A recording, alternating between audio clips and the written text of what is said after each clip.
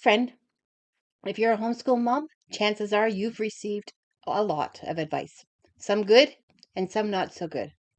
When I first started out, I believed so many things about homeschooling that I later realized weren't actually helping me. And now, after years of experience and working with other homeschool moms, I've learned that some of the most common homeschool rules just don't work for most families. So today I want to share 10 things I no longer recommend to homeschool moms, things that I thought once were necessary, but now I know there's a better way. And don't worry, I won't just tell you what not to do, I'll also share what to do instead. So you can have a homeschool that feels lighter, freer, and actually works for your family. So let's dive in. Let's start with the first 5 things I no longer recommend to homeschool moms. If you're doing these, don't worry, there is a better way. The first one would be to stick to a public school schedule at home. When I started homeschooling, I thought that I had to follow the traditional school day 8 a.m. start, 45-minute lessons, strict time blocks, but homeschool is not school at home.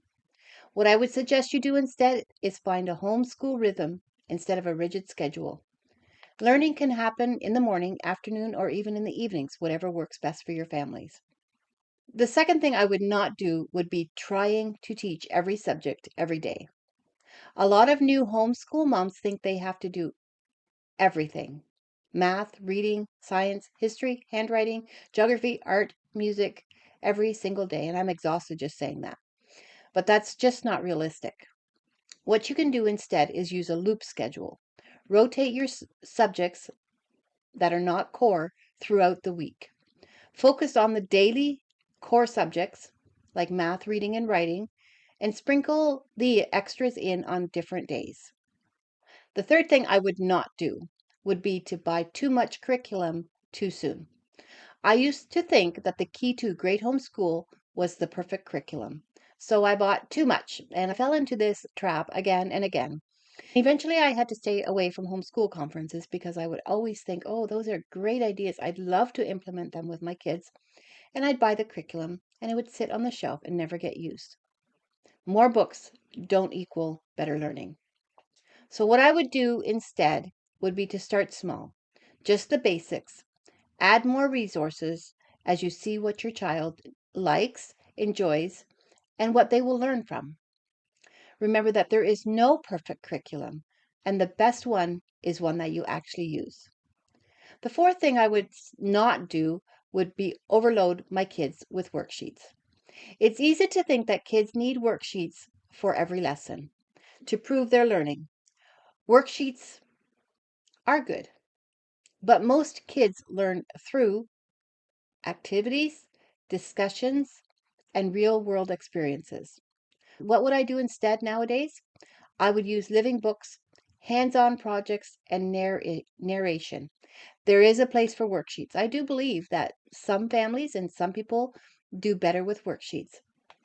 But try to find out what works best for your family, what works for your children, and how they learn the best. And remember that understanding is more important than paperwork. I used to think that as a homeschool mom, I had to be the teacher, the planner, the cook, the housekeeper, and everything else in between. But that is a fast track to burnout. Here's what to do instead. Let your kids take ownership. Teach them independent learning skills. Use co-ops, online classes, and community resources to help you with the teaching load. What I would not do would be to worry about falling behind. I used to worry so much about keeping up with other grade schools, public schools, but the kids learn at their own pace. They do not learn at the pace that you think they ought to learn. Their brain develops, they do things at their own pace. I would focus, if I were to do it again, on progress and not perfection. Your child is exactly where they need to be. Trust that. A strong foundation matters more than keeping up with an artificial timeline.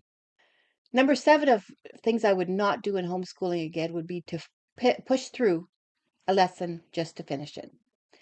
I've seen so many moms out there force a lesson even when your kids are clearly frustrated, exhausted, or checked out. What I would do instead was if something was not clicking, I would take a break and come back to it later. Be okay with pausing a lesson, using a different approach, or even switching curriculum if it's necessary. The eighth thing I would not do if I were to homeschool again would be overcommitting to too many activities. A full calendar does not mean a successful homeschool. I used to think we needed everything: co ops, field trips, sports, music lessons, and play dates all the time. Find 1 to 2 meaningful activities instead of spreading yourself very thin. Make sure there's plenty of downtime at home where the kids can be free to explore and do things on their own. My ninth thing that I would not do would be to think that every subject needs a curriculum. Some of the best learning happens outside of the textbooks. I would use real life experiences to teach subjects like science, history, and life skills. Learning happens everywhere. Cooking, nature walks, reading aloud, and conversations are amazing ways for your kids to learn many things.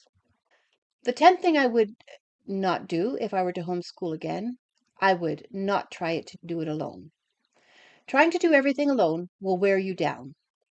We need community, we need encouragement, and we need people who understand.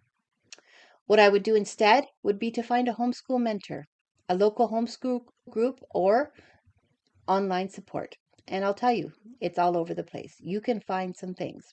If you have any trouble, reach out to me and I'll help you find it. Friend, if you've been feeling stressed, overwhelmed, or stuck in your homeschool, I want you to know you don't have to do it all. You have permission to let go of the things that aren't working. Homeschooling does not have to be complicated. It doesn't have to look like everyone else's homeschool. It can be simple, it can be joyful, and filled with freedom. I want to challenge you to: what's one thing you're going to stop doing in your homeschool? Let me know in the comments. If you subscribe and like my videos, I can create more content for homeschool moms that would encourage them and encourage you. You've got this, and even on the hard days, God's grace is enough.